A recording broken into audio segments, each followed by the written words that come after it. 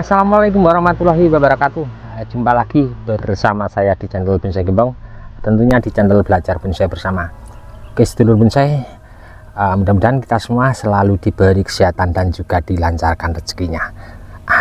Sudah ada di hadapan saya untuk bahan bonsai jenis Bougainville Singapura, ekspos akar.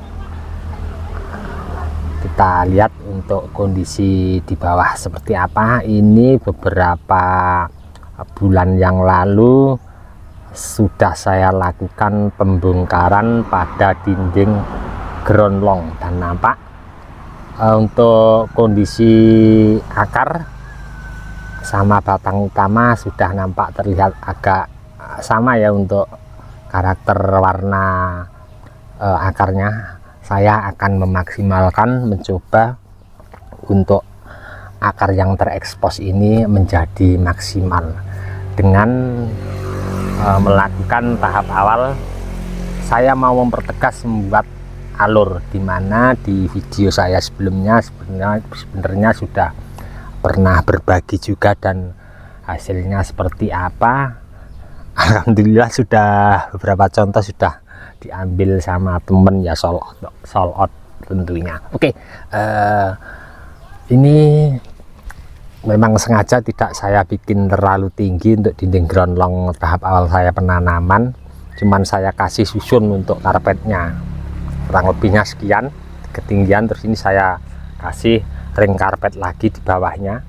Untuk kondisi di bawah kita lihat, nah ini nanti ke depan mungkin juga akan saya bongkar ya, tapi secara bertahap.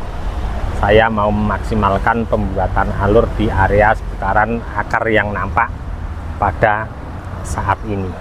Oke, tidak usah panjang lebar, saya mau mencoba dari akar yang di sini dulu dan nanti menyusul ke akar-akar yang lain.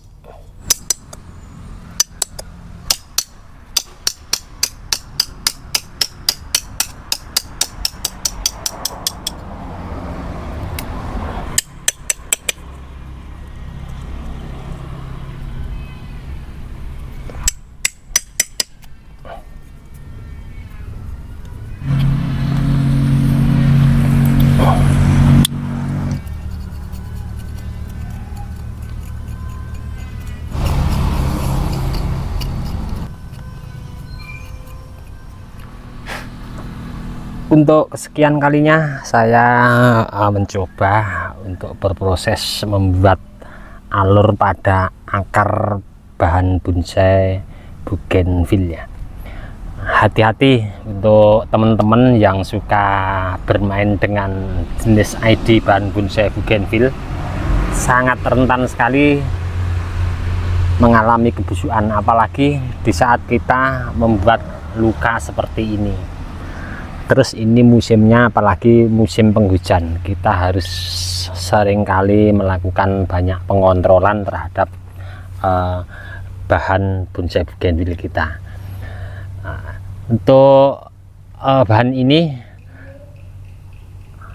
saya lakukan pembuatan alur variatif mengikuti daripada gerak dasar beberapa akar. Seperti saya ambilkan contoh untuk akar ini.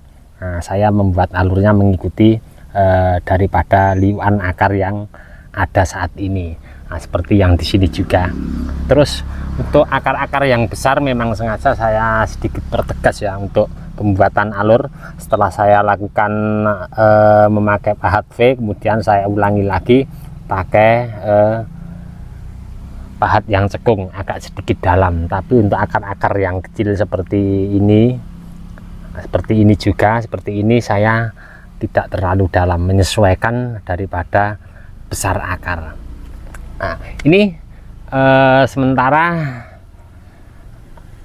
begini dulu. Nanti ke depan mungkin kalau pembuatan alur di area seputaran yang saya lakukan ini nanti sudah agak sedikit kambium jalan maksimal, mungkin ke depan akan saya lakukan pembongkaran dinding ground yang posisi di bawah di sini ya. Nah, tapi dengan satu catatan, seandainya teman-teman pengen proses membuat seperti halnya yang saya sampaikan ini tadi, satu kunci pokok ya, atas kondisikan sehat subur ya. Jadi pas posisi kita mau mengerjakan, kondisi daun di atas subur tanpa terkena hama, sehat, kita baru lakukan proses. Karena apa, di saat kita melakukan proses pembuatan alur melukai beberapa akar, kalau atasnya itu kurang sehat, tentunya di atas sudah tidak sehat, di bawah kita melukai seperti ini. Tentunya walaupun nanti ke depan tidak terjadi apa-apa, tapi setidaknya kita perlu keseimbangan ya antara atas dan bawah. Jadi atas subur kita lukai seperti ini, kita pengen maksimalkan kambium cepat jalan, tentunya atas juga harus subur. Oke teman-teman, ini paling nanti saya lakukan pemberian salep kambium secara bertahap, dalam arti karena ini sudah sore ya, mungkin nanti juga hujan, mungkin besok pagi baru saya lakukan untuk pemberian salep kambium. Lihat sikon juga ada 2 tahap kalau untuk skuter khususnya bougainville. Nah, jadi saya pakai salep kambiumnya, saya biasa pakai ini ya, Kempro.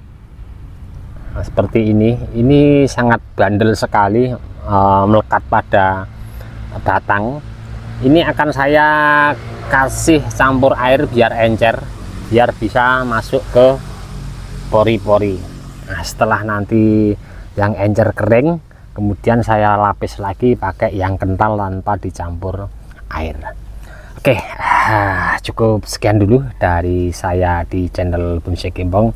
Alhamdulillah, apa yang pernah saya lakukan halnya sama seperti ini di video saya sebelumnya, dan hasilnya seperti apa, alhamdulillah. Walaupun di awal dulu pernah saya mengalami kebusukan juga ya, tapi kita setidaknya kita mau mencari kesalahan kita di mana. Apa yang saya sampaikan ini tadi mungkin ada kurang lebihnya, saya mohon maaf. Mungkin karena di sini saya juga masih belajar ya, dan terus banyak belajar dari teman-teman yang senior ataupun dari media sosial Facebook, YouTube atau media sosial yang lain. Untuk teman-teman yang selalu menyimak, mensupport video saya ucapkan banyak-banyak terima kasih. Tidak bisa saya sebutkan satu persatu. Dan untuk teman-teman yang komen-komen di bawah deskripsi mungkin belum bisa saya tanggapi satu persatu, Saya mohon maaf, mungkin karena waktu juga keadaan saya belum bisa menanggapi satu persatu. Ke depan bahan ini akan selalu saya update untuk teman-teman, nantikan seperti apa perkembangan ke depan.